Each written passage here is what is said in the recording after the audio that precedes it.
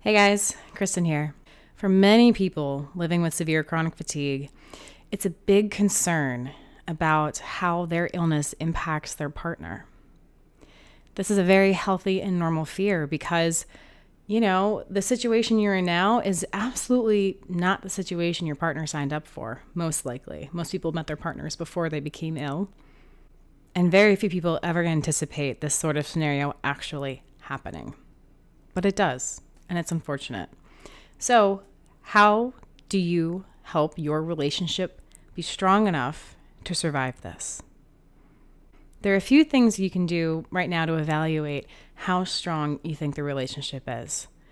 And the core of the strength of that relationship when you are living with severe chronic fatigue is to look at your communication. How well are you guys talking to one another?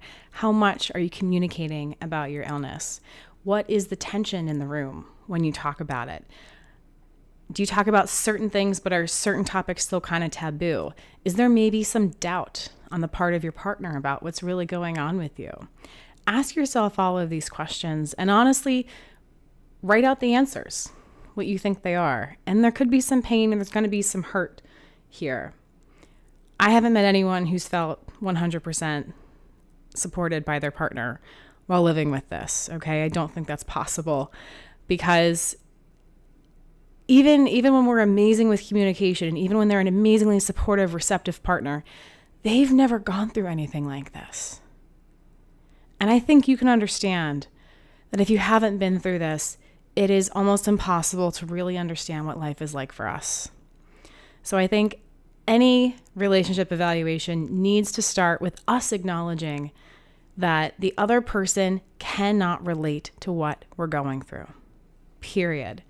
They can be supportive, they can be understanding, they can be amazing people, but they're probably never really gonna get what it's like for us. And that's okay. Because what you can do is you can find ways to communicate your needs. And you can also look at ways to make sure that they're not overburdened with caring for you. And that starts by building the strength of your relationship, by having open lines of communication. Ask them how they're doing. Ask them what's too much. Ask how you can help minimize the amount of work that they need to do for you. Find solutions. But you're not going to find solutions unless you first admit there are some problems, which there are always going to be some problems. And once you admit that there is a problem, then you can start asking yourself, how do we solve this? And that's when solutions get found. And that's when your relationships are strengthened. If you found this a useful tip on how to live with severe chronic fatigue, then it would mean the world to me if you would share my videos with someone they could help. Whether that's a friend you have or a group that you're a part of, please help me get the word out there. And as always, you can also subscribe to my YouTube channel. I post here just about daily. Sending you love and health, I'm Kristen.